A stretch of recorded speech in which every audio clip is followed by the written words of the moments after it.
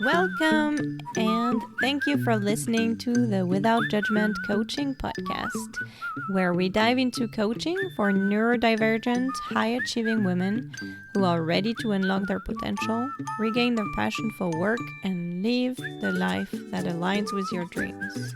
I am Virginie, your host. I'm a life and career coach, and I believe that your career should be more than just a paycheck. In my business, I help my clients who suffer from chronic stress and who feel on the verge of burnout make strong decisions so they can lead the lives they want. Often, it seems like they've got it all on the surface, and yet, inside of them, there is this nagging little voice saying it's not enough. I'm here to share with you all the tips and tools that I've gathered over the years to help you see that you're not alone and that you can be in charge of what's going on in your brain. Tell yourself a different story to change the way you feel and show up in the world. It all starts with our thoughts.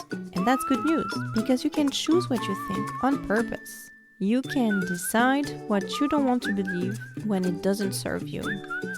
And in each episode, I'll teach you how to be on your side so that you can be successful in your own way. I am a life coach on a mission to get you to discover how to live the life you deserve. So hold my hand and let's go. Hi, Anelor. Welcome to the podcast today. Hi Virginie, thanks for inviting me. I know that you've been coaching for a couple of years now, that you also come from France, but you've had a lot of different expat experiences before that. So I would love for you to introduce yourself to our listeners today and tell us what really got you started with coaching. So yes, I've been an expat for 24 years, since 2000. So I've lived in different countries, in Dubai, in Amsterdam, in London, and now I live in California. I've been living here for 10 years. And how I became a coach, I have actually a career with I had different careers, I would say. And the coaching came after a career of parenting trainer. So I had been a parenting trainer for several years, and I wanted to be more helping one-on-one with parents at the time, and because I saw how a group energy is great, and in groups a lot of things happen, but I could see that also some of the participant patterns were getting in their way of parenting the way they wanted. So I saw that they needed one-on-one coaching, and then so I decided to become a coach, and I had been an expat for so many years, and having lived that challenge of moving from country to country, having to reinvent yourself every time,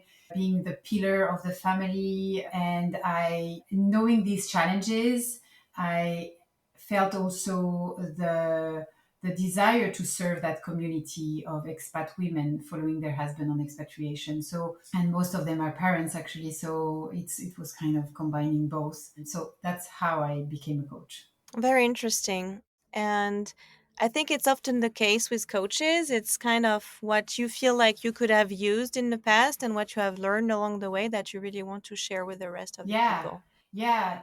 Like there is this thing that sometimes it's said as a joke of like, oh, whatever struggle you had, you became a coach, and now you're coaching people having the same kind of struggle, and it can be said as a joke, and I think it's actually the number one, it's true, and number two, having lived similar challenges as your client, you're able to really empathize with whatever challenge they are going through, and you're able to really understand without the client really having to explain much. And so there is this kind of click that help you really be inside and understand the different facets of the challenge of your client. So yes, like being a parent, so I'm a parent of three girls. They are now 19, 16, and 12.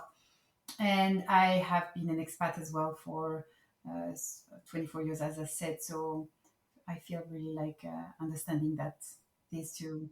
Yeah, and I think it's also reassuring when our client come to us to know that there is already some kind of Yes, common experience, commonalities, and yes, helps to feel safe and understood to get started. yes, and it gives you a kind of legitimacy.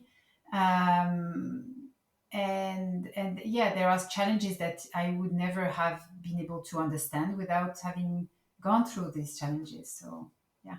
So, what would you say is the number one or top three kind of questions that your client come to you with? So yeah, the type of like issues that my client can have. One of them, which is very common, is self confidence. Women having kind of not work maybe for some time, or not being allowed to work for some time, lose their self confidence. They don't have a place anymore where they have a reward for what they do, and so that's one of a key issue that my client face. And then there is another one that is this difficulty of having a lack of community. They arrive in a new country, they might not have friends, or not have the same closeness to the friends that they used to have, or they don't have family here. Plus the fact that they live abroad, they live in a new life that sometimes the people from the home country don't understand. They think like, oh, she's living a dream life, and why does she complain? And so there could be a feeling of loneliness, of not feeling understood by your family and close friends in your home country, and not yet have friends, or not the same type of relationship that you used to have. So these are the two main, I would say. Yeah, and that's something that you hear more and more about, not just for expat these days, but post COVID. It's a very commonly shared experience of people to feel lonelier and to not necessarily identify that as a problem at first. Yeah. So, what would be like without doing a full on coaching session, like what is like the one tool that you usually share that you find is really helpful to get them started on that coaching path? What I'm gonna say is something that could be helpful for my niche, but it could be helpful for anyone actually. We all go through pain. That's part of life, and pain can come from, like in the situation of my clients, from living abroad and feeling lonely, for example. So you have pain, and after pain comes suffering, and the suffering is slightly different than pain, because you could and that's what is the most difficult to handle, the suffering. And there is this misinterpretation, or not misinterpretation, but like this false belief that when we suffer, we should try to push back the suffering so that we don't feel it anymore and we move on to our life. And so, one of the things that I really work on with my clients is like, it's being with the suffering. It's just feeling the felt senses of whatever they are going through, instead of pushing it back. So it's really, it can be hard because we have been used to pushing suffering back I think, and avoiding it. yeah, I think Yeah. it's especially hard because it's not pleasant, but also I remember as being coached myself in the beginning and also during my training to become a coach. I think that's the thing that took the longest for me to understand because I was trying so hard to understand how to feel intellectually. Mm. And of course, it's not where it happens. I mean, something clicks at some point, but it's because you need to let go a little bit. And we're not used to being in touch with how our body feels and how to feel those emotions. And what does it mean to feel an emotion when you don't want to feel it? So, yeah, I think you're right. Yeah. Yeah, and we have parts of us that are used to pushing the suffering back. And these parts are popping up, and they're like, no, don't feel that. It's dangerous. And so it's a training. We have to retrain ourselves to be with the suffering, because life is chaotic and you cannot prevent that. Even though you try to control your life, there will be chaos.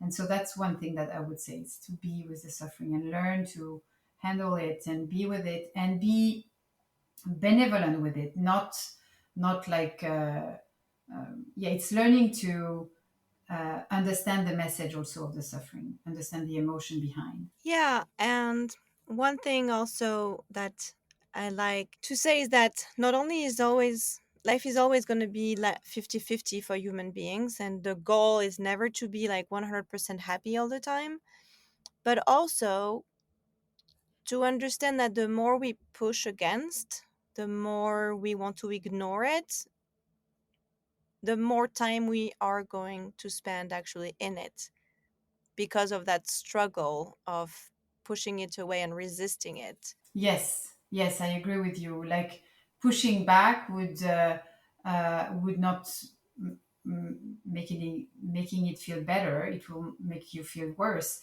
and it can also show up in another area of your life if you push back. And an emotion has a cycle. Like it's triggered, and then it goes in tension, and it needs to go back down so that you can find a solution to your problem, or go back to your life.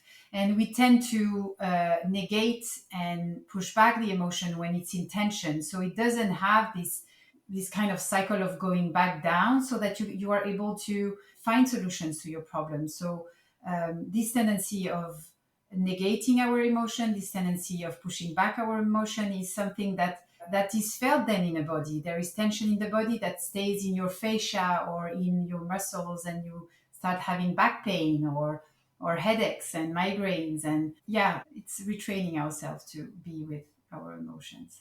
Yeah, exactly. So, what else do you want to share with our listeners today that would make them understand what's your personal approach, or what type of problems that they can come up with if they are looking for a life coach at the moment? One thing that I'm happy to share is that our society as is kind of teaching us, or if we're not able to do something, we should self-improve. So we should find ways so that we gain something that we might not have. So I will take an example of someone who needs to speak in public, and he's a shy person. We tend to think that, okay, so I have to train myself so that I'm not shy anymore. And then by practicing over and over again, you will self improve and then become able to speak in front of people.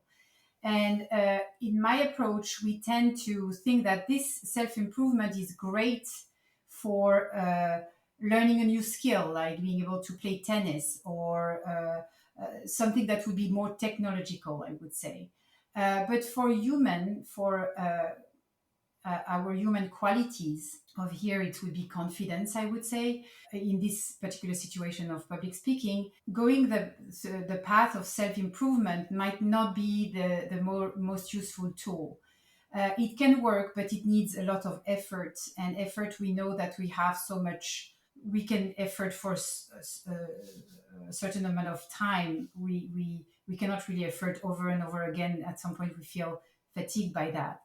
In my approach, in the approach that I work with, is the idea of self-unfoldment. So instead of thinking I am deficient, something is missing in me, we ask the question of like, and what if nothing is missing? What if I have everything in me, and but I'm still experiencing seeing this lack of confidence, maybe. So what happens is like, why am I not confident? So instead of thinking it's outside of myself, I'm deficient, I need to gain something that I would not have, I'm turning inwards, and I would then look at whatever is blocking my ability to be confident. And what is blocking that is parts of us that have been built in our childhood. These parts were really here to save us, so that we receive love from our parents, and we are accepted by our teachers and uncles and grandmothers. And so these parts have been very helpful as children, when we were children. But now that we are adults and we have these abilities, we tend to still continue using the same patterns, so being blocked by the same parts. And these parts don't know that we are now able to speak in front of people, for example. And so this is the type of approach that I use, is instead of working on self-improving, I will be more accompanying my clients to self-unfold and look at what is blocking their issue or whatever they're coming to see me. And how long do you typically work with people? Do you have a certain format? Yeah, I usually work. Most of my programs are 6 months. Time takes change. No, change takes time. Sorry. Yeah. So it would be six. I, in certain situations, accept people for 4 months. I am soon launching a new thing that would be shorter in terms of time, is workshops on a theme, for example. So the next theme that I'm launching is finding your ikigai, which is like this, your reason for being, why you're here, what's your, it's at the crossroad of what you like, what you're good at. And so these workshops would be like 2 to 3 sessions, and you can start working on yourself. So that's another thing that I also propose. Yeah, it might be a great first step to take into like what is coaching and Yeah. how to start their self coaching in a way, like how to be more curious with yourself, to know Yes. yourself a little bit better. Yes, exactly. That's great. I also know that you have some videos on your website. Are those about self coaching? What can people find when they go and look at your website? So on my website, I have made these videos where I actually talk about the way I work, who I serve, so that you have a kind of preview of me, of the way I work. And then on the discovery session, we really go straight into whatever you're coming to me for. So yeah, that's, and on my website you would find also, so I also offer a women's circle here, but it's local, so in Mountain View, California. Great. Yeah, and the rest of the time you do work online. Yes, I work online. My coaching is mostly online, unless you're here locally and you want to do face to face. All right. Well, that was great to talk to you and discover your approach to coaching. And Laure, thank you very much for this interview. Do you have anything else to add? A big thank you to you, Virginie, for inviting me. I'm really glad to be part of your podcast. Yeah, so my website is www.anelor.coach. So Anelor is ANELOR.coach. And so you can reach me if you are interested in working with me.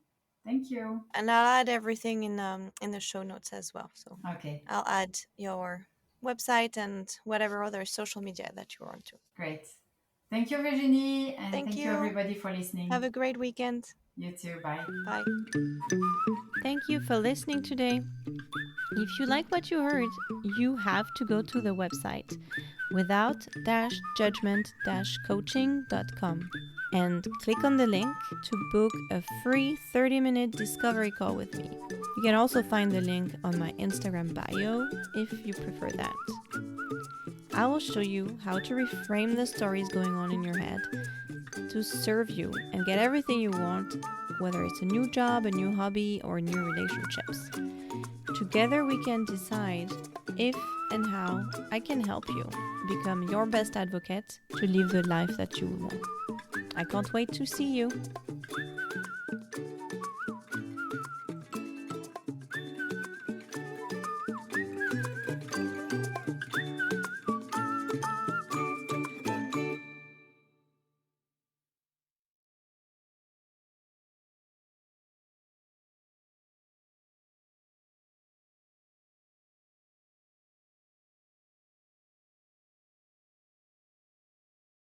Thank you for listening today. If you like what you heard, you have to go to the website without-judgment-coaching.com and click on the link to book a free 30-minute discovery call with me. You can also find the link on my Instagram bio if you prefer that. I will show you how to reframe the stories going on in your head to serve you and get everything you want, whether it's a new job, a new hobby, or new relationships. Together we can decide if and how I can help you become your best advocate to live the life that you want. I can't wait to see you.